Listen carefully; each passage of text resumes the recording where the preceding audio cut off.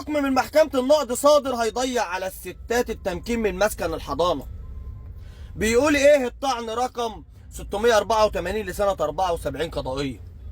بيقول ان لا يجوز التمكين على مسكن الزوجية كمسكن حضانة منفرد الا اذا كان مملوك للزوج وله حق عيني عليه.